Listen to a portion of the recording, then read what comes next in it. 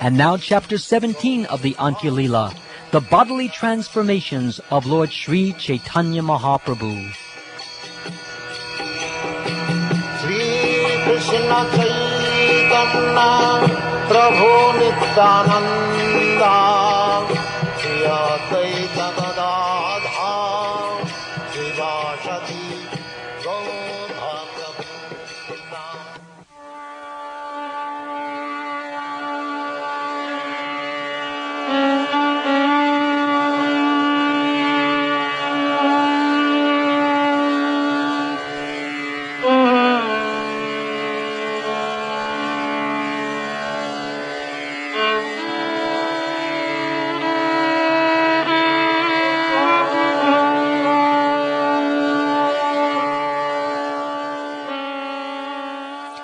I am simply trying to write about Lord Gaurachandra's transcendental activities and spiritual madness, which are very wonderful and uncommon. I dare to write of them only because I have heard from the mouths of those who have personally seen the Lord's activities. All glories to Sri Chaitanya Mahaprabhu. All glories to Lord Nityananda. All glories to Advaita Chandra. All glories to all the devotees of the Lord. Absorbed in ecstasy, Sri Chaitanya Mahaprabhu acted and talked like a madman, day and night. In the company of Swarup Damodar Goswami and Ramananda Rai, Sri Chaitanya Mahaprabhu once passed half the night talking about the pastimes of Lord Krishna. As they talked of Krishna, Swarup Damodar Goswami would sing songs exactly suitable for Sri Chaitanya Mahaprabhu's transcendental emotions. Ramananda Rai would quote verses from the books of Vidyapati and Chandidas, and especially from the Gita Govind by Jayadev Goswami, to complement the ecstasy of Sri Chaitanya Mahaprabhu. At intervals, Sri Chaitanya Mahaprabhu would also recite a verse. Then, in great lamentation, he would explain it. Sri Chaitanya Mahaprabhu passed half the night experiencing varieties of emotions. Finally, after making the Lord lie down on his bed, both Swarup Damodar Goswami and Ramananda Rai returned to their homes. Sri Chaitanya Mahaprabhu's personal servant, Govinda, lay down at the door of his room, and the Lord very loudly chanted the Hare Krishna Maha Mantra all night. Suddenly, Sri Chaitanya Mahaprabhu heard the vibration of Krishna's flute. Then in ecstasy, he began to depart to see Lord Krishna. All three doors were fastened as usual, but Sri Chaitanya Mahaprabhu, in great ecstasy, nevertheless got out of the room and left the house. He went to a cowshed on the southern side of the Shingadvar. There the Lord fell down unconscious among the cows from the district of Tailanga.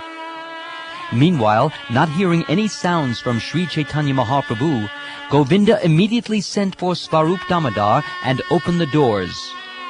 Then Swarup Damodar Goswami lit a torch and went out with all the devotees to search for Sri Chaitanya Mahaprabhu. After searching here and there, they finally came to the cowshed near the Shingadvar. There they saw Sri Chaitanya Mahaprabhu lying unconscious among the cows. His arms and legs had entered the trunk of his body, exactly like those of a tortoise. His mouth was foaming, and there were eruptions on his body, and tears flowed from his eyes.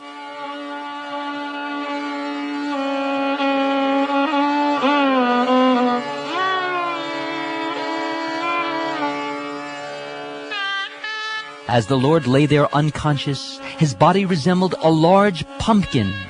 Externally, he was completely inert, but within, he felt overwhelming transcendental bliss. All the cows around the Lord were sniffing his transcendental body. When the devotees tried to check them, they refused to give up their association with the transcendental body of Sri Chaitanya Mahaprabhu.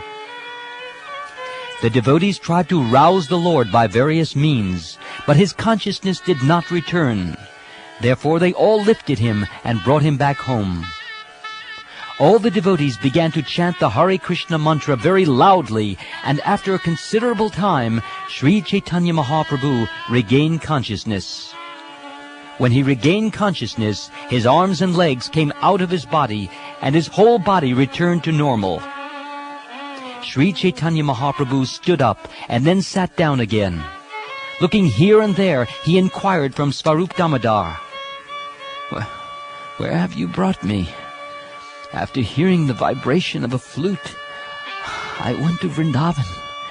There I saw that Krishna, the son of Maharaj Nanda, was playing on his flute in the pasturing grounds. He brought Srimati Radharani to a bower by signaling with his flute. Then he entered within that bower to perform pastimes with her. I entered the bower just behind Krishna, my ears captivated by the sound of his ornaments. I saw Krishna and the gopis enjoying all kinds of pastimes while laughing and joking together. Hearing their vocal expressions, it enhanced the joy of my ears. And then just then all of you made a tumultuous sound and brought me back here by force. Because you brought me back here, I could no longer hear the nectarian voices of Krishna and the gopis, nor could I hear the sounds of their ornaments or the flute.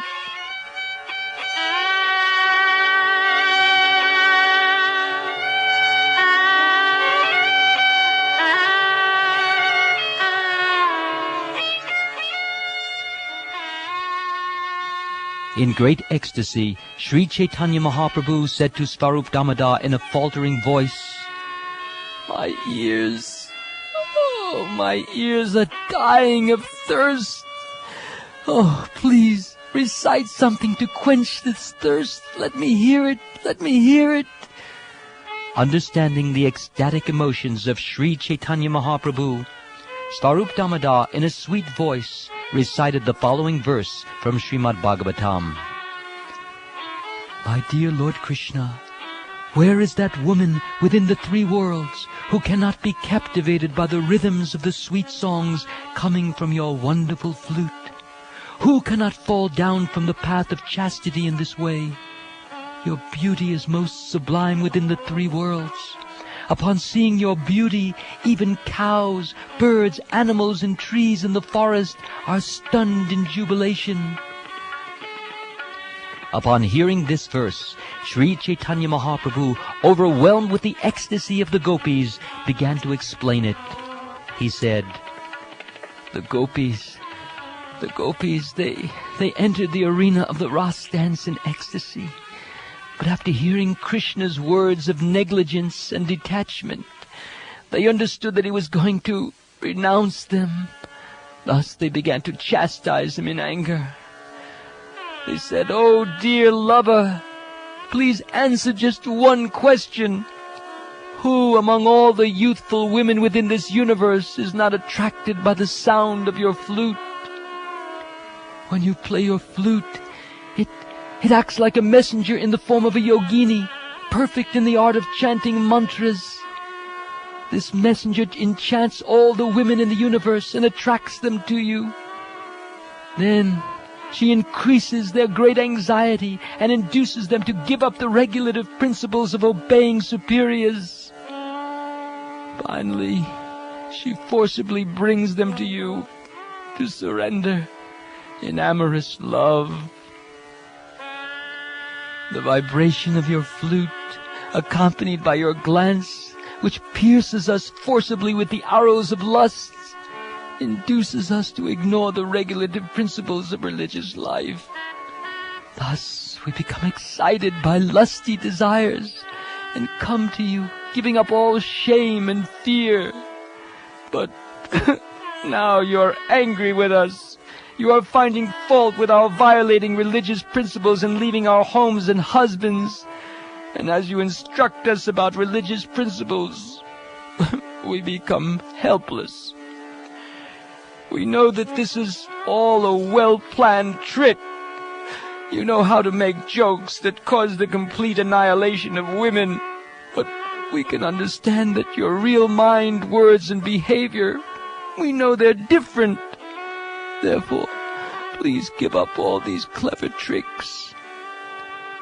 the nectarine buttermilk of your flute's vibration, the nectar of your sweet words, and the nectarine sound of your ornaments mixed together to attract our ears, minds, and lives. Oh, Krishna, in this way you are killing us.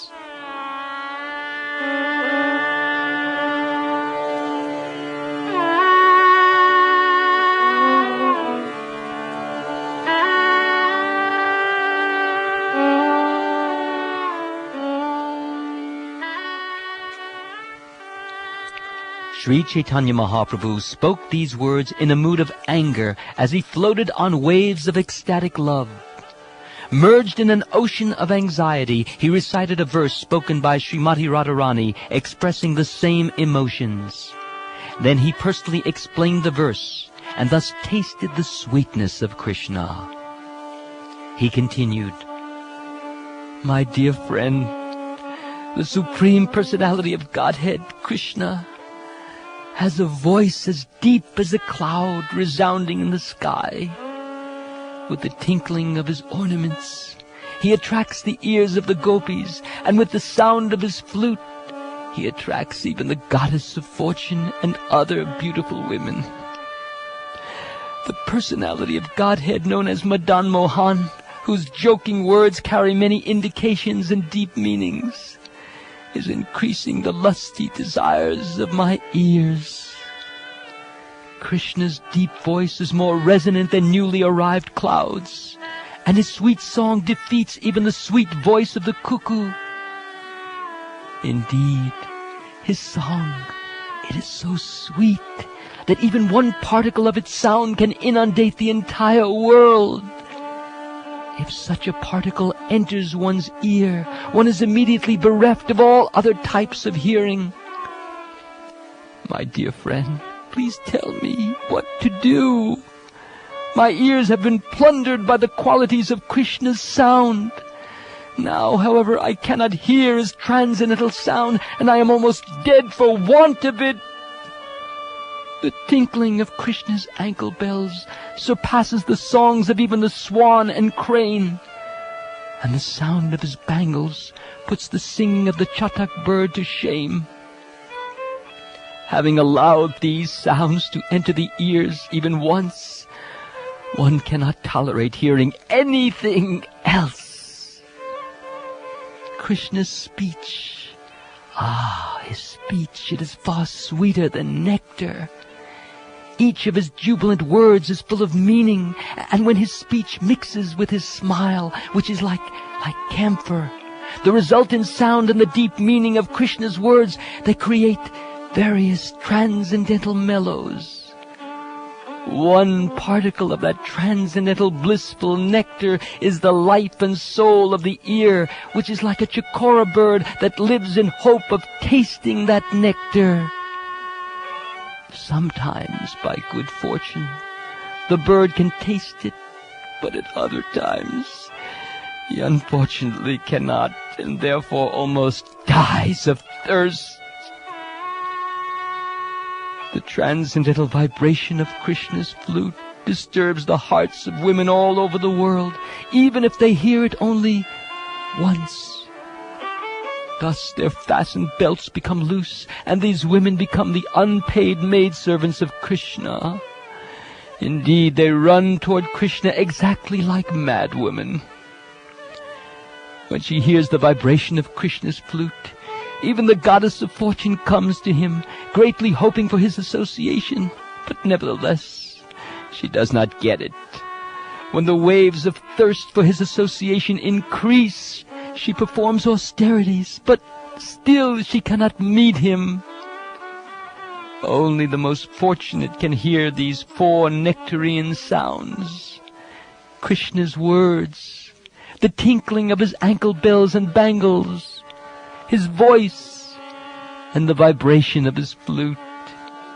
If one does not hear these sounds, his ears are as useless as small conch shells with holes.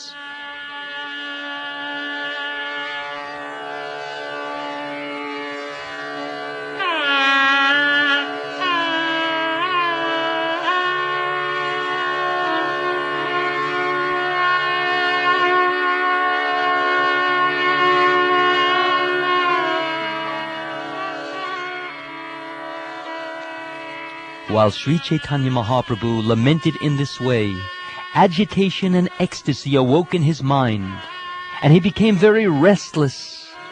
Many transcendental ecstasies combined in him, including anxiety, lamentation, attention, eagerness, fear, determination, and remembrance. The aggregate of all these ecstasies awoke a statement by Srimati Radharani in the mind of Bilvamangal Thakur. In the same ecstatic mood, Sri Chaitanya Mahaprabhu now recited that verse, and on the strength of madness, he described its meaning, which is unknown to people in general. He said, "Alas, what shall I do? To whom shall I speak? Let whatever I have done in hopes of meeting Krishna, let it be finished now. Please say something auspicious, but do not speak about Krishna." Alas, Krishna is lying within my heart like Cupid. Therefore, how can I possibly give up talking of him?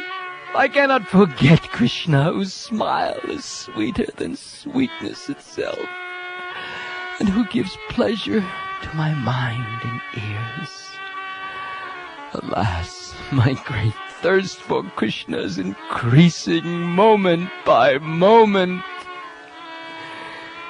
The anxiety caused by separation from Krishna has made me impatient, and I can think of no way to meet him. Oh, my friends, you are also deranged by lamentation. Who, therefore, will tell me how to find him? Oh, my dear friends, how shall I find Krishna? What shall I do? Where shall I go? Where can I meet him? Because I cannot find Krishna, my life is leaving me.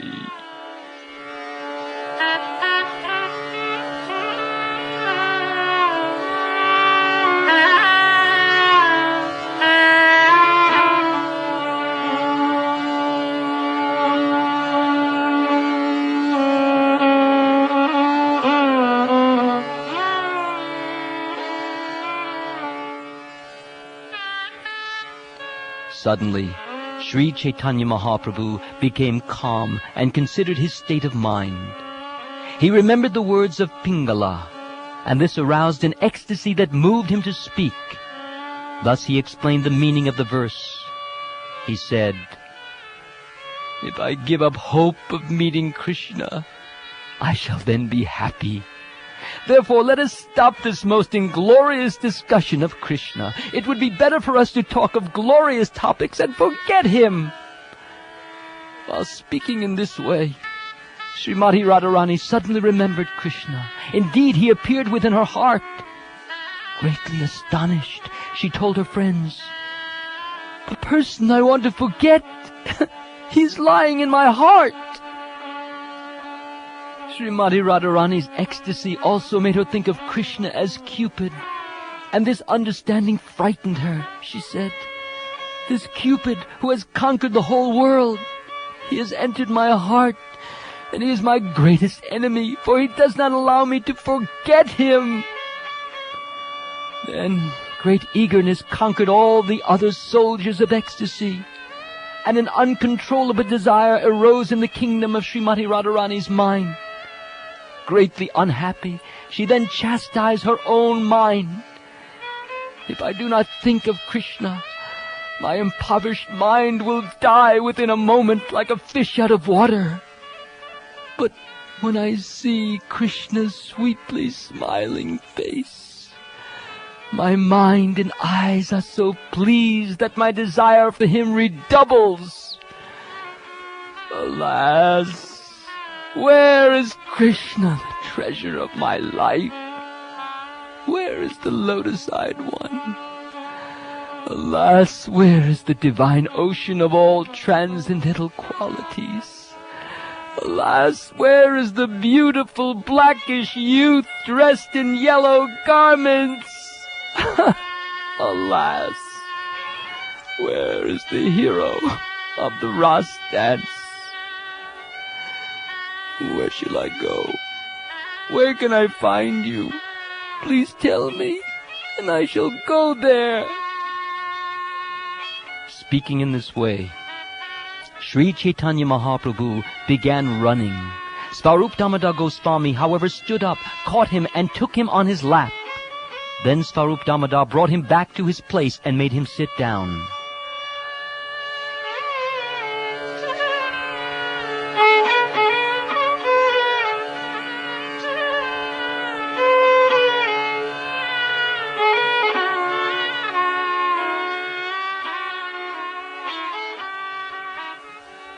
Suddenly, Sri Chaitanya Mahaprabhu returned to external consciousness and said to Swarup Damodar Goswami, "My dear Swarup, please sing some sweet songs." The Lord's ears were satisfied when he heard Swarup Damodar sing songs from Gita Govinda and those by the poet Vidyapati. Each day and night, Sri Chaitanya Mahaprabhu would become deranged in this way and talk like a madman. Even Anantadev, who possesses thousands of mouths, cannot fully describe the ecstatic transformations that Sri Chaitanya Mahaprabhu experienced in a single day. What can a poor creature like me describe of those transformations? I can give only a hint of them, as if showing the moon through the branches of a tree. This description, however, will satisfy the mind and ears of anyone who hears it, and he will be able to understand these uncommon activities of deep ecstatic love for Krishna. Ecstatic love for Krishna is wonderfully deep. By personally tasting the glorious sweetness of that love, Sri Chaitanya Mahaprabhu showed us its extreme limit. Sri Chaitanya Mahaprabhu is wonderfully merciful and wonderfully magnanimous. We have heard of no one else within this world so merciful and charitable. Worship the lotus feet of Sri Chaitanya Mahaprabhu in all respects. Only in this way will you achieve the nectarian treasure of ecstatic love for Krishna. Thus I have described Sri Chaitanya Mahaprabhu's ecstatic transformation of becoming like a tortoise. In that ecstasy, he talked and acted like a madman. Srila Raghunath Das Goswami has fully described this pastime in his book, Gauranga Stava Kalpavriksha. He said, "How wonderful it is! Sri Chaitanya Mahaprabhu left his residence without opening the 3 strongly bolted doors. Then he crossed over 3 high walls, and later, because of strong feelings of separation from Krishna, he fell down amidst the cows of the Tailanga district and retracted all the limbs of his body like a tortoise. Sri Chaitanya Mahaprabhu, who appeared in that way, rises in my heart and maddens me." Praying at the lotus feet of Sri Rupa and Sri Raghunath, always desiring their mercy, I, Krishnadas, narrate Sri Chaitanya Charitamrita following in their footsteps. Krishna Chaitanya Prabhu Nityananda Shri Advaita Gadadhar Shivasadi Gaur Bhakta Vrinda. This ends chapter 17 of the Antya Leela, the bodily transformations of Sri Chaitanya Mahaprabhu.